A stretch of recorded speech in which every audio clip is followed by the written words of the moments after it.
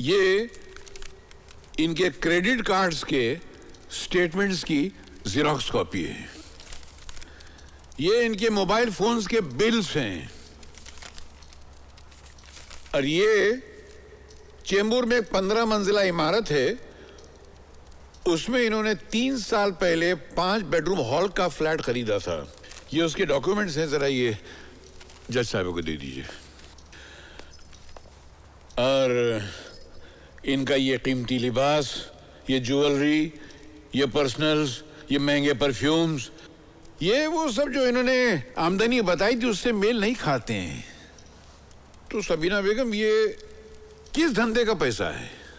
आपने तो अपने बयान में कहा था कि आपका घर किराए का है, घर में फोन तक नहीं है, मगर यहां तो सब मामला उल्टा है।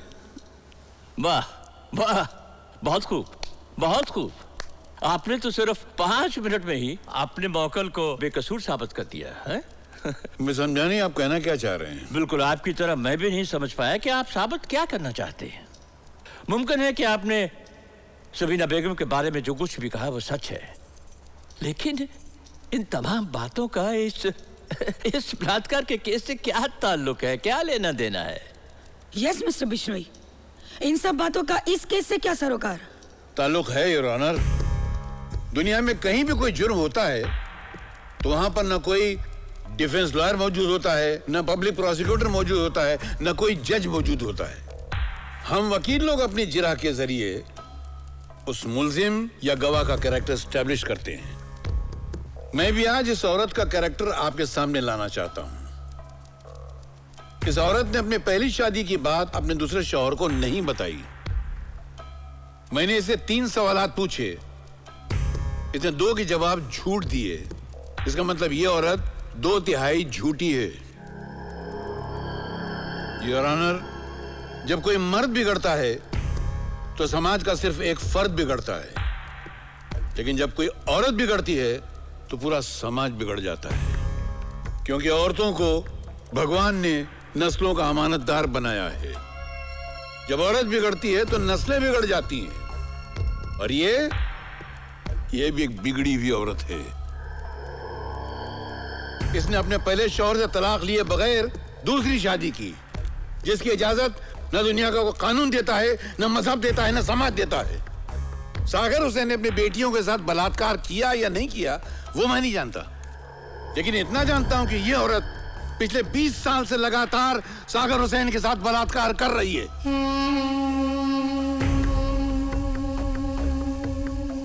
आप भी हम ही को सजा दिलवाना चाहते हैं वकील साहब? हम गरीब हैं, और गरीब होना ही इस दुनिया की सबसे बड़ी मजबूरी और लाचारी भी है।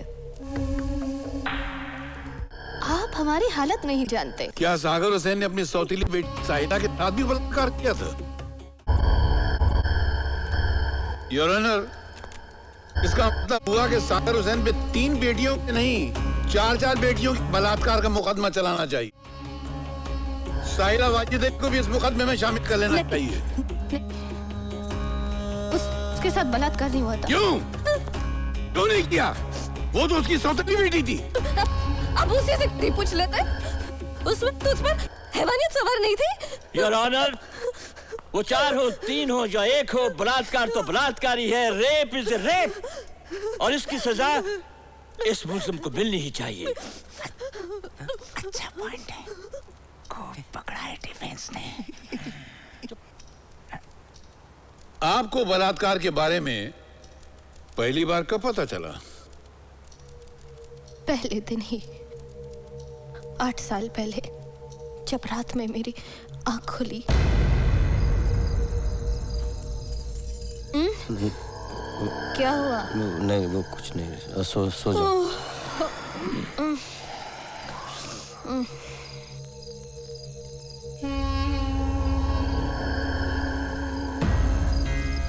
अनो, अनो,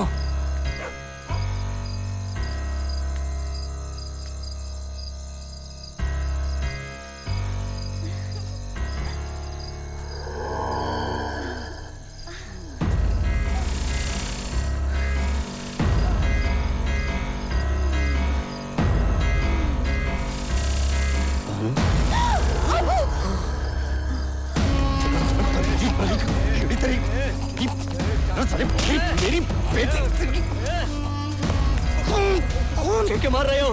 मैंने क्या किया है? वो मेरे पास मुफ्त में नहीं आती है, पैसे लेती है, रोकड़ा लेती है, और जितने पैसे मैं उसको देता हूँ उतने पैसे में कहीं भी जाकर सो सकता हूँ।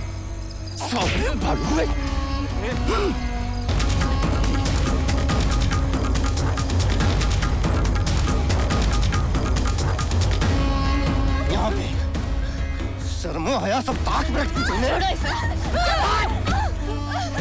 हुआ क्या है? इससे पूछे रिक्शा वाले के साथ क्या कर रही थी? क्या कर रही थी? निर्लज्ज। क्या कर रही थी? रिक्शा वाले से प्यार करती है बानो। यही गाड़ी वाले, ये रिक्शा वाले, या तुम जैसे जरी वाले के घर ही जाएगी ये। अरे बानो के लिए मैंने खुद वो रिक्शा वाले को चुना है। खुद का रिक्शा है, खोली है, जुबान हो गई है ये। तुम तो ना इनको खाना दे पाए, ना इनका बदन ढक सके। भिखारियों को गैरतमंद का ढोंग नहीं करना चाहिए। हंसते हैं लोग, मजाक उड़ाते हैं। चल बानो। बानो के साथ सागर हुसैन ने नहीं, रिक्शा ड्राइवर जाफर ने मुंह काला किया था। ये मुआ मर्दू तो मेरी बच्ची को कब्र में भी सोने नहीं देगा। अरे अब तो मर चुकी है, बख्श दो उसे, बख्श दो। मेरी मरी हुई बच्ची पर क्या क्या इल्जामात लगा रहे हैं, क्या क्या इल्जामात। अरे ये जमीन क्यों नहीं फटती, आसमान क्यों नहीं गिर पड़ता? या अल्लाह, तू उसे उठा क्यों नहीं लेता ताकि पाप कटे?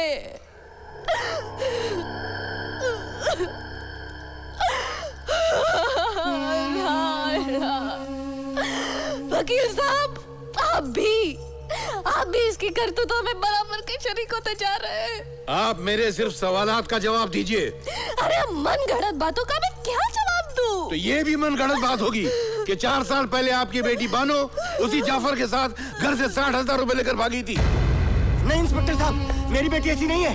इस कमीने ने मेरी बेटी को भगाया होगा और यही इसको भगा के ले गया।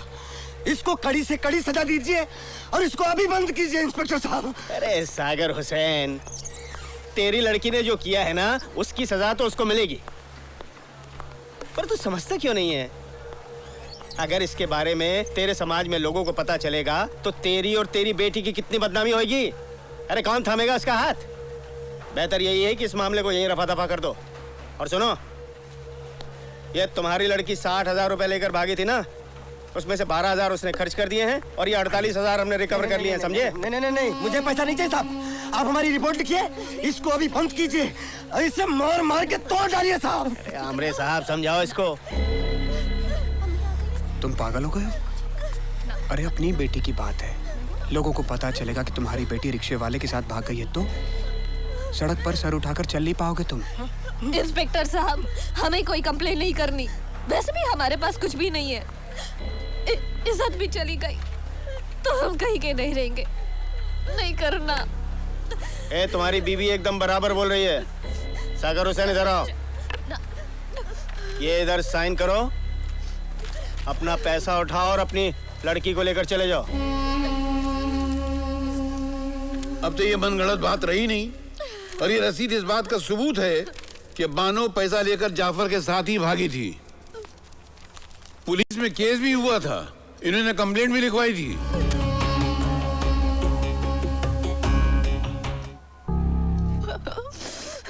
अब तो बानो मर चुकी है, मैं उसकी मिट्टी खराब नहीं करना चाहती।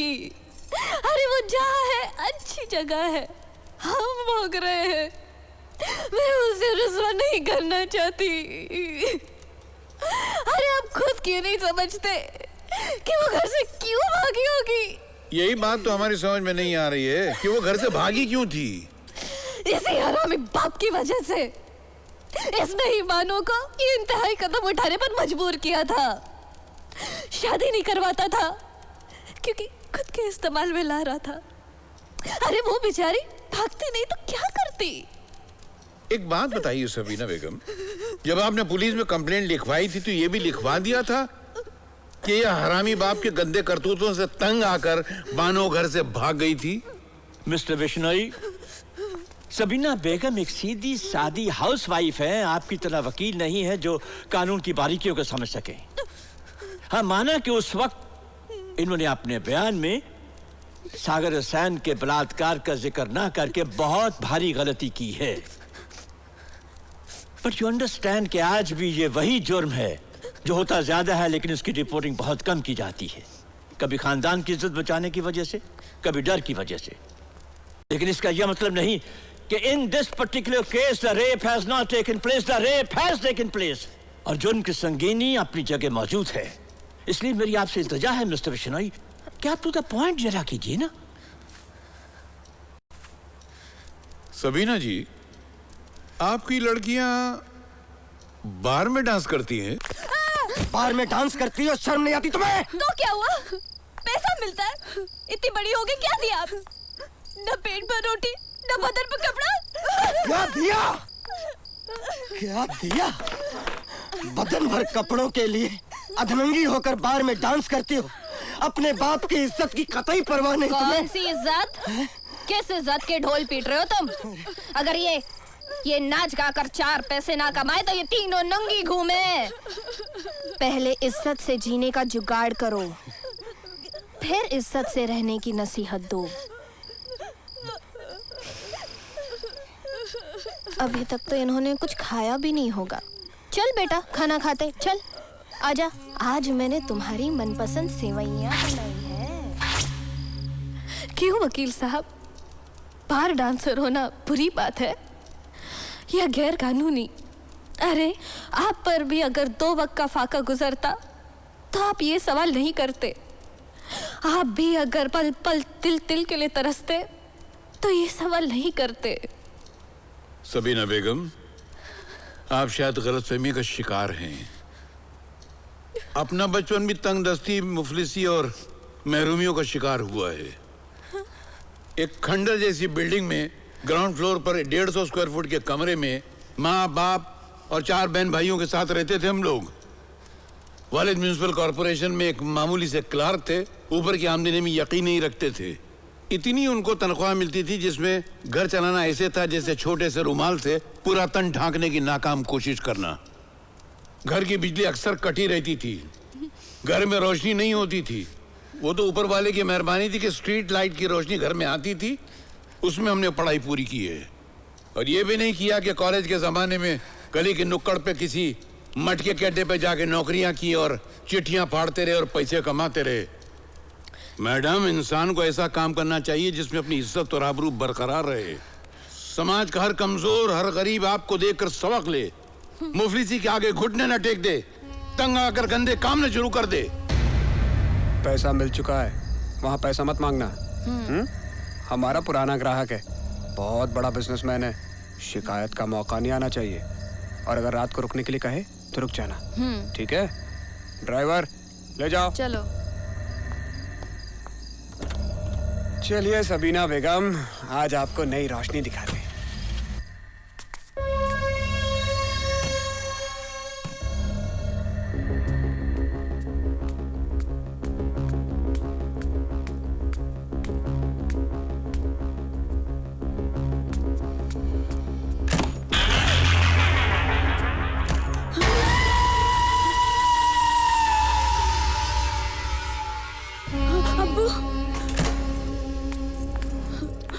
सर पर दुपट्टा डाल और चुपचाप चल मेरे साथ। किसी की तरफ देखना नहीं और किसी से कुछ बोलना नहीं। अरे सुन, तेरा काम हो गया हो तो मेरे पास छोड़ के जा, मेरा काम भी हो जाएगा।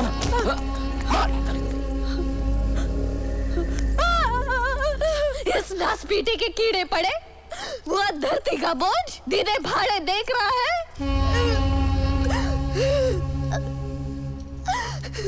मरता भी तो नहीं है। इस हरामी के वजह से क्या क्या रसवाइयाँ हो रही है, क्या क्या रसवाइयाँ हो रही है। हमरे साहब, आपने तो कहा था कि अदालत में हमें इंसाफ मिलेगा। क्या ये होता है इंसाफ?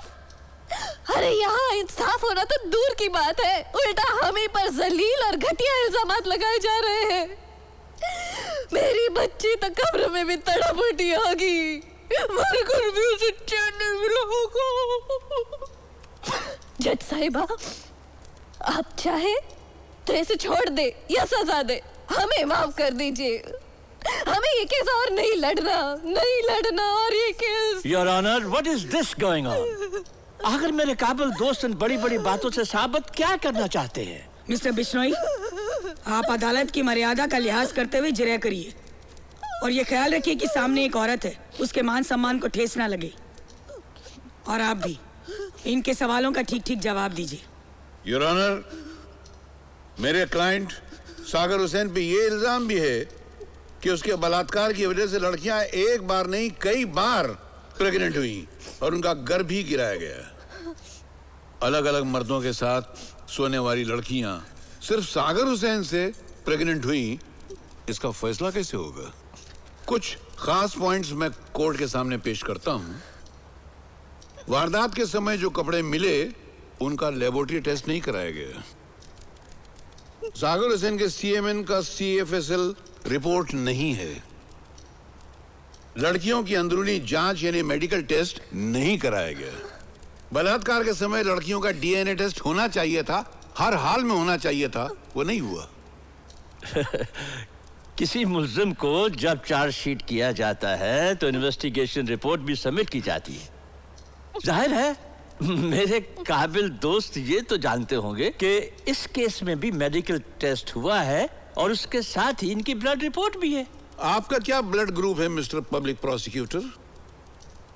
मिस्टर बिश्नोई, आप फिर इस केस से दूर होते जा रहे हैं। अरे मेरे एक सीधे से सवाल से आप बिदक क्यों रहे हैं, बताइए ना। Well, it is AB positive. Your honour, यही ब्लड ग्रुप सागर हुसैन का भी है और हजारों लाखों लोगों का होगा। तो इससे यह कैसे साबित होगा कि ये जो बलात्कार है वो सागर हुसैन ने किया है? तो मिस्टर वर्मा, इस रिपोर्ट की बुनियाद पर तो हर AB पॉजिटिव वाले पर बलात्कार का चार्ज लगाया जा सकता है। अगर यहां किसी मेल या फीमेल की CFSL रिपोर्ट होती, मेडिकल रिपोर्ट होती, DNA रिपोर्ट होती और उसके सपोर्ट में ब्लड रिपोर्ट होती तो बात बनती। सिर्फ ब्लड रिपोर्ट से इतने बड़े चार्ज को एस्टैब्लिश करना कतई नामुमकिन है। But in this case it is very simple. Chargesheet को एस्टैब्लिश करने के लिए ब्लड रिपोर्ट ही काफी है, क्योंकि विक्टिम्स कोई और नहीं है बल्कि सागर हुसैन की सगी बेटियां हैं। मगर कानून की किताबों में यह कहां लिखा है कि सगे रिश्तेदार अगर इल्जाम लगाएं तो ये सब टेस्ट नहीं कराने चाहिए? इसके अलावा मरहूम बानो को डायरी लिखने की आदत थी। वो डायरी खुद ब खुद एक मजबूत एविडेंस है। उसकी 8 साल की डायरी मुकम्मल है। उस डायरी की CFSL रिपोर्ट है? डायरी के हैंडराइटिंग एक्सपर्ट की रिपोर्ट मौजूद है और उसने बयान दिया है कि वो हैंडराइटिंग मरहूम बानो का ही है। मगर वो रिपोर्ट ये साबित तो नहीं करती ना कि वो डायरी की इंक है, स्याही, वो एक रात में इस्तेमाल हुई थी या 8 साल में इस्तेमाल हुई थी। देखिए, मैं फिर दोहरा रहा हूं कि अगर ये 2 टेस्ट होते तब प्रोसिक्यूशन का केस मजबूत होता। लेकिन अगर आप मेरे एतराजात को संजीदगी से नहीं लेंगे और एक ही राग अलापते रहेंगे कि सगी